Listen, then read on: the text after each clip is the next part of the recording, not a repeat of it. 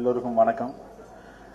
ஆக்சுவலாக நான் first media persons எல்லாருக்கும், அதாவது பத்திரிகையில் இருக்கிறவங்க, சேனலில் இருக்கிறவங்க, அப்புறம் ரேடியோவில் இருக்கிறவங்க, அப்புறம் வெப்சைட்டில் இருக்கிறவங்க எல்லாருக்கும் என்னோடய தேங்க்ஸ் நான் சொல்லிக்கிறேன். ஏன்னா இந்த படம் ஆரம்பித்து இந்த படம் இப்போது ஆல்மோஸ்ட் முடிகிற ஸ்டேஜ் வந்திருக்கு. ரொம்ப ஈக்குவல் இன்டர்வலில் நிறைய நியூஸ் இந்த படத்தை பற்றி ரொம்ப பாசிட்டிவான நியூஸஸ் எல்லாமே வந்துட்டு இருந்திருக்கு. இந்த படத்தை பற்றி ஆடியன்ஸ் நிறைய தெரிஞ்சு வச்சுருக்காங்க. நான் எங்கே போனாலும் அது கேட்குறாங்க. ஸோ அதுக்கு எல்லாமே நீங்கள் கொடுத்த அந்த ஒரு இன்ட்ரெஸ்ட் ரொம்ப முக்கியமான ஒரு விஷயம். ஸோ அதுக்கு நான் ரொம்ப தேங்க்ஸ். அது நான் ரொம்ப கடமைப்பட்டிருக்கேன் அதுக்கு ஃபஸ்ட்டு. அப்புறம் இந்த படம் இது என்னோட 3வது படம். ஃபஸ்ட்டு சிவா மனசில் சக்தி, அப்புறம் பாஸ் என்கிற பாஸ்கரன், இப்போ ஒரு கல் ஒரு கண்ணாடி என்னோட 3வது படம். பாஸ் என்கிற பாஸ்கரன் படம் ரெட் ஜெயின் மூவிஸ் சார்பாக உதய் சார் தான் ரிலீஸ் பண்ணார். ஸோ அந்த டைமில் அவரை மீட் பண்ணும்போது தான் ரொம்ப கேஷுவலாக ஒரு நாள் பேசிகிட்டு இருக்கும்போது சொன்னார், இந்த மாதிரி நான் நடிக்கலான் இருக்கேன், உங்ககிட்ட ஏதாவது ஸ்கிரிப்ட் இருந்தால் சொல்லுங்கள் அப்படின்ட்டு. சார் எங்கிட்ட ஃபுல் ஸ்கிரிப்டாக இல்லை, ஒரு அவுட்லைனாக ஒரு விஷயம் இருக்குது, சும்மா சொல்கிறேன், அது கேளுங்க, உங்களுக்கு பிடிச்சிருந்தா அவரை பார்க்கலாம் அப்படின்னு அந்த அவுட்லைன் சொன்னேன். அவருக்கு ரொம்ப பிடிச்சிருந்தது. சார் இது ரொம்ப நல்லா இருக்குது சார், இதை நம்ம பண்ணிடலாம் சார் அப்படின்னாரு. அப்போ நான் கூட ஃபிக்ஸ் ஆகலை, அதுதான் பண்ணுறோம் அப்படின்னு. இல்லை சார் நான் யோசிக்கிறேன், நான் வேறு எதாவது இருந்தால் கூட சொல்கிறேன் அப்படின்னு. இல்லை இது ரொம்ப நல்லா இருக்குது, இதே நம்ம பண்ணலாம் அப்படின்னாரு. சரி இமீடியட்டாக நம்ம ஆரம்பிக்கலாம், நீங்கள் பாஸுக்கு அப்புறம் இது பண்ணிவிடுங்க அப்படின்னாரு. ஸோ அப்படி ஆரம்பிச்சது தான் இந்த படம். அதுக்கப்புறம் நான் ஃபுல் ஸ்கிரிப்ட் ஒர்க் அவுட் பண்ணேன். ஸோ அவர் ஃபஸ்ட் டைமாக ஒரு சக்ஸஸ்ஃபுல் ப்ரொடியூசராக இருந்திருக்காரு. அவர் ஆரம்பத்துலேருந்து குருவி, அப்புறம் ஆதவன், அப்புறம் ஏழாம் அறிவு, நிறைய படங்கள் ப்ரொடியூஸ் பண்ணியிருக்காரு. அப்புறம் நிறைய படங்கள் டிஸ்ட்ரிபியூட் பண்ணியிருக்காரு. என்னோட பாஸ் என்கிற பாஸ்கரன், அப்புறம் வினை தாண்டி வருவாயா எல்லாமே டிஸ்ட்ரிபியூட் பண்ணியிருக்காங்க. ஸோ நம்ம இண்டஸ்ட்ரியினுடைய விஷயங்கள் எல்லாமே தெரியும். ஒரு ஷூட்டிங்னா என்னென்ன விஷயங்கள் நடக்கும், அது மாதிரி பேசிக்ஸ் எல்லாமே அவருக்கு ரொம்ப நல்லா தெரிஞ்சிருந்தது. ஒரு நல்ல ப்ரொடியூசராக இருந்ததுனால அவருக்கு எல்லா விஷயமே ஈஸியாக இருந்துச்சு. ஸோ ஆனால் நடிக்கணுங்கிறது உண்மையிலேயே கொஞ்சம் வேறு விஷயம். அதுக்கு நிறைய விஷயங்களை ஒர்க் அவுட் பண்ண வேண்டியது இருக்கும். ஸோ நான் அவர்கிட்ட நான் சொன்னேன், இந்த மாதிரி ஃபுல் ஸ்கிரிப்ட் முடிச்சதுக்கப்புறம் நம்ம உடனே ஷூட்டிங் போவேனா சார், நம்ம எல்லா சீன்ஸுமே நல்லா ரிஹர்சல் பண்ணுவோம். ஒவ்வொரு சீனாக எடுத்துகிட்டு ஹேண்டிகேமில் ஷூட் பண்ணலாம், அதை திருப்பி போட்டு பார்க்கலாம், பார்த்துட்டு என்னென்ன ப்ளஸ் இருக்குது என்னென்ன மைனஸ் இருக்குன்னு நம்ம சரி பண்ணிக்கலாம் அப்படின்லாம் சொல்லி டிசைட் பண்ணோம். அதே மாதிரி ஒர்க் அவுட் பண்ணோம். அதுக்கு நிறைய வேறு லொக்கேஷன்ஸ்லாம் சும்மா ஹேண்டிகேம் எடுத்துகிட்டு என்னோடய அசிஸ்டன்ட் டைரக்டர் டீமோடு நான் கிளம்பிடுவோம். போய் நிறைய ரிஹர்சல் பண்ணோம். ஆல்மோஸ்ட் எல்லா சீன்ஸுமே ரிஹர்சல் பண்ணோம். நேற்று கூட பேசும்போது சொல்லிட்டு இருந்தார் காமெடியா, அது என்னென்னா அசிஸ்டன்ட் டைரக்டர்லாம் ஹீரோயினை நடிக்க சொல்லிட்டாரு.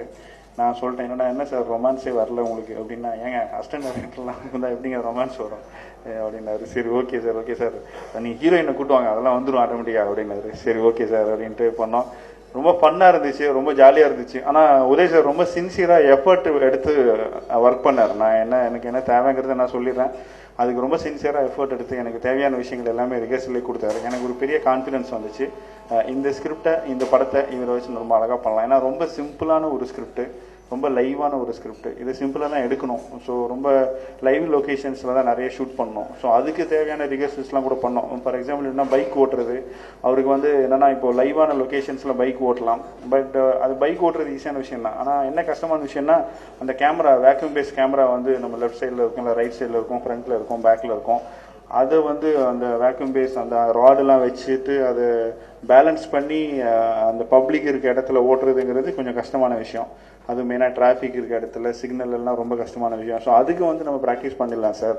ஏன்னா அது நாளைக்கு ஸ்பாட்டில் போயிட்டு நீங்கள் ரொம்ப கான்ஷியஸாக வந்தீங்கன்னா தெரிஞ்சிடும், நீங்கள் ரொம்ப கான்ஷியஸாக பைக் ஓட்டுறீங்கன்னு தெரியும். எனக்கு ரொம்ப கேஷுவலாக இருக்கணும் பைக் ஓட்டுறது, இன்றைக்கி சிட்டியில் இருக்கிற ஒரு யங்ஸ்டர் எப்படி பைக் ஓட்டுவானோ அந்த மாதிரி இருக்கணும் எனக்கு அப்படின்னு சொன்னதுனால அவர் அதுக்கும் சேர்த்து ரிஹர்சல் பண்ணோம். நாங்கள் டெய்லி காலையில் ஒரு 6 மணிக்கெலாம் பெசநகர் பீச் பக்கம் போயிட்டு பைக்கில் வேக்யூம் பேஸ்லாம் ஃபிக்ஸ் பண்ணி ரிஹர்சல் பண்ணோம். அவர் ரொம்ப கோஆப்ரேட் பண்ணார், ரொம்ப இன்ட்ரெஸ்டிங்காக, ரொம்ப ஜாலியாக அந்த விஷயம்லாம் ஒர்க் பண்ணார். அப்படி ஒர்க் பண்ணதுக்கப்புறம் தான் நாங்கள் ஷூட்டிங்கு கிளம்பினோம். ஷூட்டிங் போனதுக்கப்புறம் எங்களுக்கு ரொம்ப ஈஸியாக இருந்துச்சு அந்த ரிஹர்சல் கொடுத்த விஷயம். ஸோ ரொம்ப ஸ்பான்டேனியஸாக, ரொம்ப லைவாக, ஆல்ரெடி ஒரு 4-5 படம் பண்ண மாதிரி பெர்ஃபார்ம் பண்ண ஆரம்பிச்சிட்டாரு. ஸோ எனக்கு என்னோடய வேலை ரொம்ப ஈஸியாக போச்சு.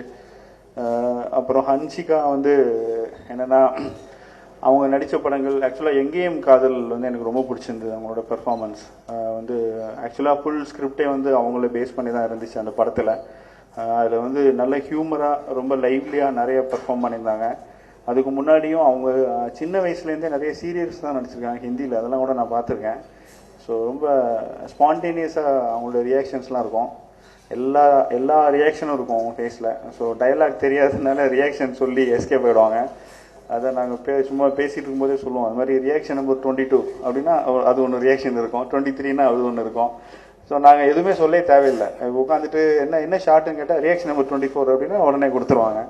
ஸோ அந்த அளவுக்கு ரொம்ப ஸ்பான்டேனியஸாக பெர்ஃபார்ம் பண்ணுறது ஆர்டிஸ்ட் ரொம்ப நல்லா பண்ணியிருக்காங்க இந்த படத்தில். சாங்ஸ் எல்லாமே வந்து ரொம்ப நல்லா பண்ணியிருக்காங்க. அப்புறம் வந்து ஹாரி ஜெயராஜோட மியூசிக், அதுதான் வந்து அந்த யூஎஸ்பின்னு சொல்லலாம் இந்த படத்தோட ரொம்ப முக்கியமான ஒரு விஷயம் அப்படின்னு பார்த்தா ஹாரி ஜெயராஜோட மியூசிக்கும் சந்தானம் சாரோட அந்த காமெடின்னு தான் சொல்லணும். ஏன்னா ஹாரி ஜெயராஜ் வந்து நான் ஃபஸ்ட் டைம் அவரோட ஒர்க் பண்ணுறேன். என்னோட ஃபஸ்ட்டு 2 படம் யுவன் பண்ணார், இந்த படம் ஹாரிஸ் பண்ணுறாரு. ஆக்சுவலாக வந்து உதய் சார் நடிக்கிற படத்துக்கு நான் பண்ணுறேன் அப்படின்னு சொல்லி ஆல்ரெடி ப்ராமிஸ் பண்ணியிருந்தாரு. ஸோ அதனால ஹாரிஸ் இந்த படத்துக்கு நான் ஒர்க் பண்ணோம். இன்னைக்கு சவுத் இந்தியாவிலே ரொம்ப முக்கியமான ஒரு மியூசிக் டைரக்டர் அவர். ஆல்மோஸ்ட் எல்லா படத்துலையும் வந்து ஹிட் கொடுத்துட்ருக்காரு. அவர்கிட்ட நான் பெரிய ப்ளஸ்ஸாக ஃபீல் பண்ணுறது என்னென்னா வந்து ஒரு படத்துக்கு அந்த சிச்சுவேஷனுக்கு மியூசிக் பண்ணோமா அப்படி போனோமான்னு இல்லாமல் அந்த படத்துக்காக ஒர்க் பண்ணுவார். மொத்தம் எத்தனை சாங் வருது இந்த படத்தில், ஸோ 5 சாங்னா அதில் ஃபர்ஸ்ட் ஹாஃபில் எத்தனை சாங் வருது, செகண்ட் ஹாஃபில் எத்தனை சாங் வருது, அது மெயினாக என்னென்னா அந்த சாங்கோட லீட் என்ன, இந்த சாங்கில் ஃபீமேல் இருப்பாங்களா, கோரஸ் வேணுமா வேணாமா, இது எங்கே ஷூட் பண்ண போகிறீங்க, எப்படி ஷூட் பண்ணுவீங்க, இந்த மாதிரி யார் மாஸ்டரு, இவ்வளோ டீட்டெயில் ஃபுல்லாக கேட்டுட்டு தான் அந்த சாங்கோட கம்போசிங்லேயே அவர் உட்காராரு. அப்படி உட்காரும் போது என்னென்னா ஆட்டோமேட்டிக்காக எல்லாமே பிளண்ட் ஆகிடுது, சின்ன சின்ன விஷயங்கள் எல்லாமே உள்ளே வந்து வச்சிடுறாரு அந்த சாங்கில். அதே மாதிரி இந்த சாங் இது வந்து பிஃபோர் இன்டர்வல் வருதுன்னா அதுக்கு ஒரு பேட்டர்ன் வச்சிருக்காரு. ஸோ இந்த மாதிரி ரொம்ப டீட்டெயிலாக ஒரு படத்தோட மூட் என்னன்னு புரிஞ்சுக்கிட்டு உள்ளே போயிட்டு ஒர்க் பண்ணுறதுனால தான் அவர் ஒரு பெரிய மியூசிக் டைரக்டர் இருக்காருன்னு எனக்கு தோணுது.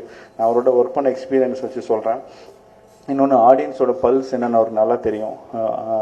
ஹில் கீப் ஆன் இம்ப்ரூவிங், ஒவ்வொரு ஸ்டேஜ்லேயும் அந்த சாங் இம்ப்ரூவ் ஆகிட்டே இருக்கும். ஸோ வந்து ஒரு நல்ல சாங்ஸ் கொடுத்துருக்காரு. எனக்கு வந்து இந்த ஒரு பர்டிகுலர் சாங் தான் எனக்கு ரொம்ப ஃபேவரட், என்னால் எதுவுமே சொல்ல முடியல. ஏன்னா எனக்கு எல்லா சாங்குமே ரொம்ப பிடிச்சிருக்கு, நிஜமாக ரொம்ப ஜெனுவனாக சொல்கிறேன், எனக்கு எல்லா சாங்குமே ரொம்ப பிடிச்சிருக்கு. இந்த ஒரு சாங் தான் எனக்கு இந்த இந்த ஆல்பத்துலேயே வந்து ஹைலைட்டு அப்படின்னு என்னால் வந்து ஸ்பெசிஃபிக்காக எதுவுமே சொல்ல முடியல, அவ்வளோ நல்லா வந்திருக்கு சாங்ஸ் எல்லாமே. அப்புறம் பாலசுப்ரமணியம் சார் வந்து சினிமோட்டோகிராஃபி பண்ணியிருக்காரு.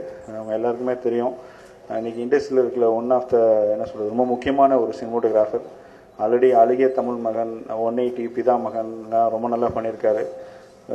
ஸோ 180ல் டிஜிட்டல்லாம் வந்து அந்த கலக்கியிருந்தார். அவர் சாங்லாம் ரொம்ப அமேசிங்காக இருந்துச்சு அவரோட ஒர்க்கு. ஸோ அவர் இந்த படத்துக்கு வந்து ஒரு மிகப்பெரிய ப்ளஸ். இந்த படத்தோட ஆக்சுவலாக ரொம்ப கஷ்டமான பார்ட் என்னென்னா இந்த படம் எல்லாமே லைவ் லொக்கேஷனில் நாங்கள் ஷூட் பண்ணோம். மெயினாக பார்த்தீங்கன்னா ரோடு, பஸ் ஸ்டாப்பு எல்லாமே அந்த மாதிரி ரொம்ப லைவான லொக்கேஷன்ஸில் ஷூட் பண்ணோம். ஸோ அங்கே வந்து என்னென்னா எங்களுக்கு பெர்மிஷன் கிடைக்கிறதே ஒரு 2-3 ஹவர்ஸ் தான் கிடைக்கும். அதுக்கு முன்னாடி நாங்கள் சீனை ஷூட் பண்ணோம். ஸோ வந்து அதுக்கு வந்து அது வந்து என்னென்னா இப்போ லைட்லாம் எதுவுமே நம்ம அட்ஜஸ்ட் பண்ண முடியாது, இருக்கிற லைட் வச்சு நான் எடுத்தாகணும். ஸோ அப்படிப்பட்ட சேலஞ்சுக்கு நடுவுலையும் ரொம்ப பெஸ்ட் குவாலிட்டி கொடுத்துருக்காரு. நீங்கள் அந்த ட்ரெய்லர் பார்த்தீங்கன்னா அந்த சாங் சீக்வன்ஸ் ஒன்று வரும், இந்த அரடா ஒரு தேவதைன்னு ஒரு சாங். அதில் பார்த்தீங்கன்னா ஃபுல்லாக அந்த பொண்ணை ட்ராவல் பண்ணி பைக்கில் போகிறது அந்த சாங்கு. ஸோ அதெல்லாம் வந்து ஃபுல்லாக மாருதி வேனில் கேமரா வச்சுட்டு, இல்லை வண்டிக்கு பின்னாடி கேமரா வச்சுட்டு ஃபுல்லாக ஹைட் பண்ணி, ஏன்னா எந்த பப்ளிக்கும் தெரியாமல் இந்த மாதிரிலாம் வந்து ரொம்ப ரிஸ்க் எடுத்து வந்து பெஸ்ட்டு குவாலிட்டி கொடுத்துருக்காரு எனக்கு. அதேமாதிரி ஜோர்டானில் ஒரு சாங் ஷூட் பண்ணோம், அழகே அழகேன்னு சொல்லி ஒரு சாங். வந்து ரொம்ப நல்லா பண்ணியிருந்தாரு. அதில் வந்து என்னென்னா அவருக்கு தேவையான விஷயங்கள் நிறைய நாங்கள் கொடுக்கல, ஏன்னா அங்கே போய் எங்களால் முடியல, அவ்வளோ தூரம் எடுத்துகிட்டு போய் வந்து கொடுக்க முடியல. பட் இருந்தாலும் அங்கே இருக்கிற அவைலபிள் விஷயம் வச்சுட்டு வந்து ஒரு பெஸ்ட் அவுட்புட் கொடுத்துருக்காரு. ஸோ அவர் வந்து உண்மையிலே கலக்கியிருக்காரு இந்த படத்தில்.